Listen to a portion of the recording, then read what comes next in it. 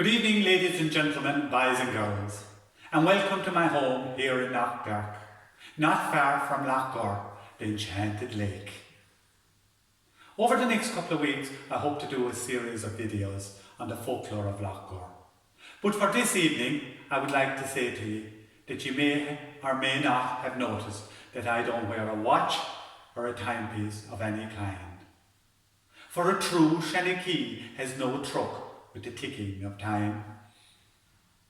To me, man-made time is the enemy of the creative mind, of the singer, the songwriter, the musician, the poet, the storyteller.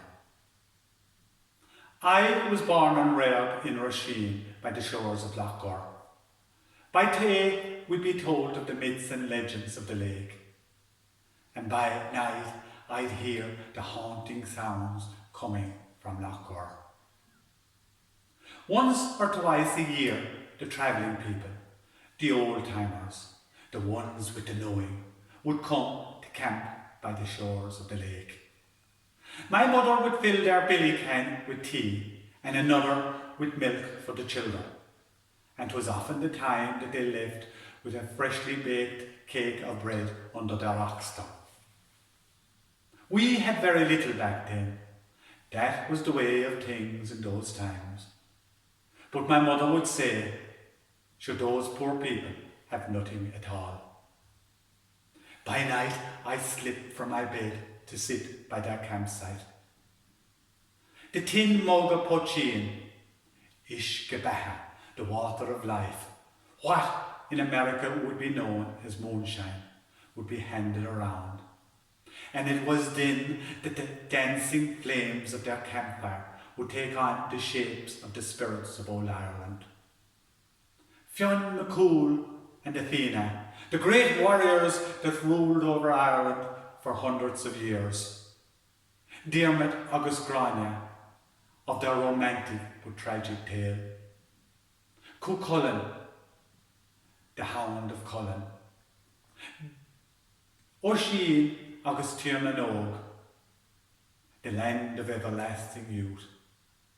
And of course of the Tuatha Dé Danann, the godlike people that ruled over Ireland for thousands of years, until the coming of the Celts, who defeated them and forced these gods underground to create the other world. There a story would have no beginning, no middle, no end. Just ebbing and flowing and meandering in its enchantment. And there was no time, only darkness into light and back to darkness. And in that timeless time, my mind was allowed to travel to the darkest taverns of my soul, where the stories of old Ireland were revealed to me. I am a privileged one, for I am a true Shanachie, a privilege given to me as a birthright. So my wish for ye this evening is that ye too can find a timeless space that will allow your mind to travel to the darkest taverns of your soul, and that you too may discover the untold stories of your people. And it is by respecting the cultures of other peoples that man may eventually find true peace. Go to Mila Mahagat.